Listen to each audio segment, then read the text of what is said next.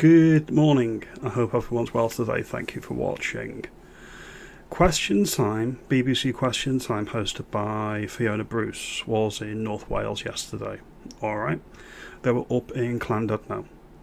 They had a typical leftist loving about being kind to the refugees and bashing Reform UK essentially, and it was a disgrace. I didn't watch the programme. I stopped watching the BBC back when Brexit happened because they were not favourable to my side of the arguments, because we're all racist, bigoted xenophobes according to the BBC and the legacy media. One of the reasons why independent media is taking off, and one of the reasons why I've started this channel.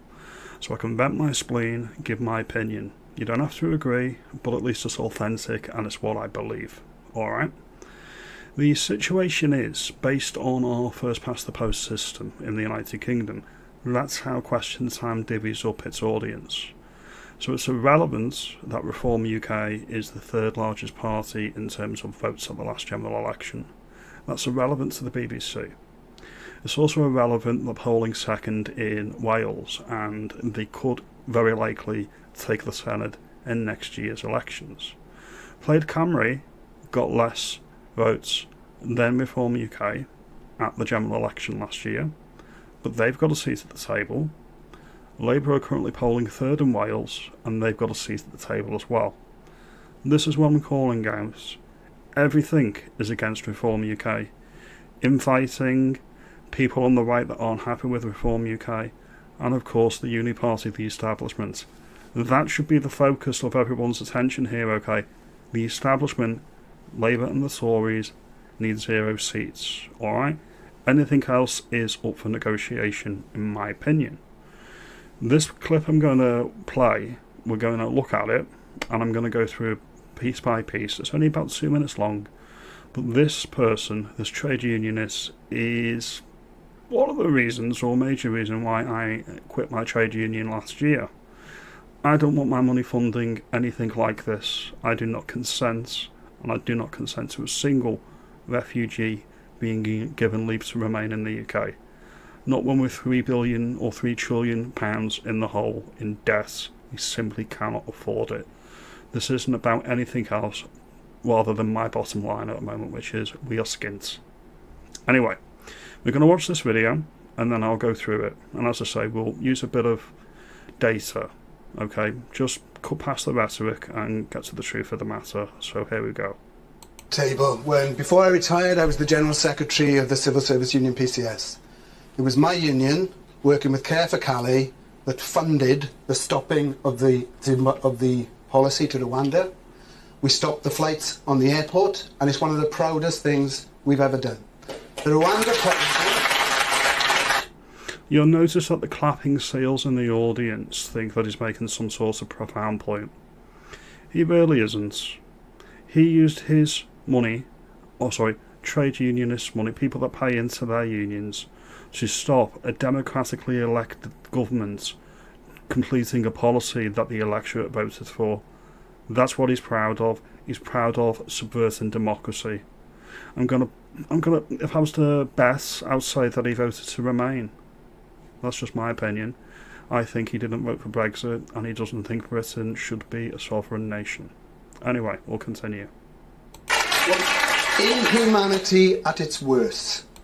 This isn't about inhumanity, this is about costs. We cannot afford it. Continue. And let's remember a few things. You listen to this conversation and you think we're going to be overrun with 800 million people. No, we don't. Nobody believes that. We are simply saying that 800 million people under our current rules have the right to claim asylum in the United Kingdom. The entire asylum system is broken. It needs to be revised. We should have a pause on any refugees to the United Kingdom, in my view, until the asylum system is both reformed internationally and on a local level within the United Kingdom. Once those ducks are in a row, we can have a reasoned conversation about how many, if any, we will take. Please continue. Currently, of the EU 27 countries, Britain is 14th in terms of the amount of people who seek asylum in the UK. I don't actually care. I voted to leave the EU. I'm not in the EU. I don't want to use them as an example of what is or isn't humane. That's not my concern. That's not my priority. My priority is my nan who can't heat a house, or the fact that my brother can't pay his rent because everything's so expensive, or my niece can't get on the housing ladder because she can't afford to get a down payment on a mortgage. These are the things that I'm concerned about. Not chances, not people that shouldn't be in the country being let in and getting dibs on the limited resources that we have. That's my priority, sunshine. Continue. The fact of the matter is, no politician anymore seems to be, and I admire Llynnos, is prepared to say Wales and Britain is the great country it is because of centuries of immigration. That's not true. We're going to look at the receipts in a minute. That's not true. Britain and Wales has never been a nation of immigrants. That is a lie. That is a New Labour lie. That was coined by Tony Blair. Diversity isn't always a strength, and this guy is not being honest. Brought us cultural enrichment. Cultural enrichment, like the Welsh choir boy in Southport last year. What about those 2 no marks that killed the pensioner with the firework? That was in the news this week. Or what about the machete gangs in Southend? Is this cultural enrichment? Is this what you mean? Is this what you're referring to? Supporting our public services and some of our greatest things. We should be proud of it. Firstly, if we need people supporting our public services, you don't import the third world to do that. You train enough native people to be care workers, doctors and nurses. Why haven't we done that? Oh, that's right, the BMA, the British Medical Association, actually voted against unlimited doctors and nurses positions, and they did it for selfish reasons. They did it to protect their own arses. They like the status, they like the pay that comes with being a doctor and a nurse, and they voted to stop native British people actually getting university places to fill these jobs locally. Do you know that? Do you care? Or are you just not sharing that information? My father came to this country from Poland after the Second World War. European migration is very, very different to third world migration from cultures and countries vastly different to ours. So all the talk at the moment is negative. We should have some people talking up. I've had 4 life-saving operations. I've had a heart transplant, and the nurses and doctors who saved me came from Africa and Asia and China and from all over the world. Once again, why aren't we training our own? We've got more than enough people that want to be doctors and nurses locally. We're not training them, we're importing them, we're actually extracting people of skill and talent from other countries into our country. It doesn't sound very kind now, does it? Gee, golly, it sounds a little bit selfish in my opinion. I'm glad they came to this country, otherwise they wouldn't be alive. Now the question we have to ask is this talk about illegal immigration. If people look at the statistics, they will find of the small boat crossings, people whose cases have been assessed, more than half are given leave to stay. Well, that's an advertisement to change the system. Clearly our system's too lax. If all of these dinghy divers, these boat people that have no right to be in the UK, in my opinion, are given leave to remain, pause the whole thing, tear it up, start from scratch. There should be a rule enshrined in British law. If you've been refused refugee status from a comparable country to Britain, like Canada or America or France or Italy, if any of these countries have refused you, that's good enough for me. You're not getting it here either. Simple as. Because it's accepted they have a right to seek asylum in Britain. Why? Because people like you control our institutions. People like you control our immigration system. People like you have infested the entire establishment and ruling elite.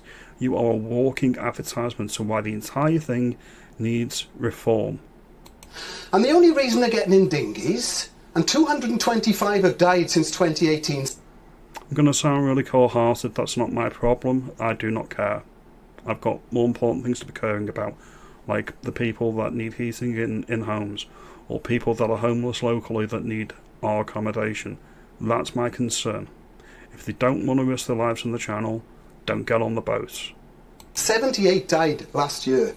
Let's have some humanity and think of the women and children, people fleeing war and persecution. They shouldn't have to get in a dinghy. Right, that's enough from that tosspot. War and persecution in France, that's not a thing, that's not even real. Let's just put that to one side, that's not even real. Anyway, luckily for him, I have some receipts, and we're going to go through them now.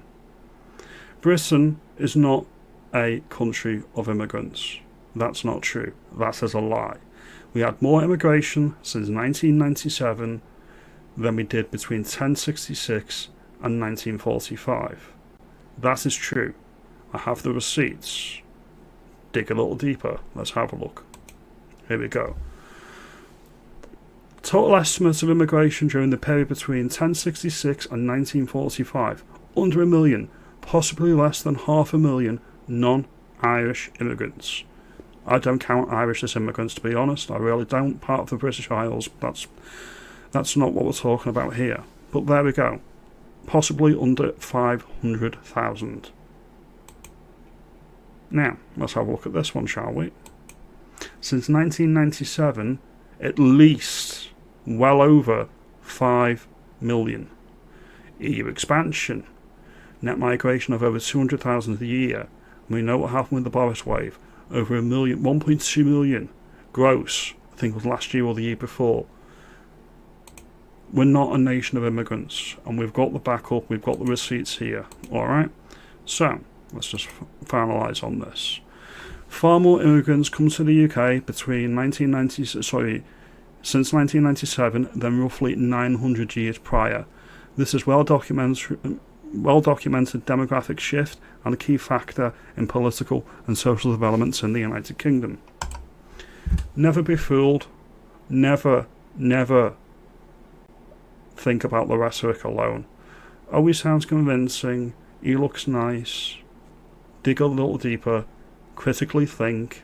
Come to your own conclusions. This is what we're up against. This is the establishments at work. They don't want reform in power.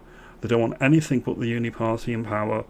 They'd rather see the United Kingdom break up and Scotland and Wales leave the UK, and then they can point to the big bad boogeyman that is Nigel Farage and say, look, it's his fault, look what he did. No. The establishment is going to defend its own. SNP and Plaid Cymru are bought into the liberal socialist paradigm that we are currently in, so they get a seat at the table and they are protected. And calling out here is a disgrace. This is one clip, but this is what the normies get fed on Question Time if they even bother to watch it. And then the BBC have got the audacity to say they want to charge us more for a TV licence. Nah. BBC is not fit for purpose. Most of the establishment institutions are not fit for purpose. They need root and stem reform. Anyway, rant's over. I appreciate your time. I needed to call out this nonsense. Have a good day, and as always, I'll see you in the next one.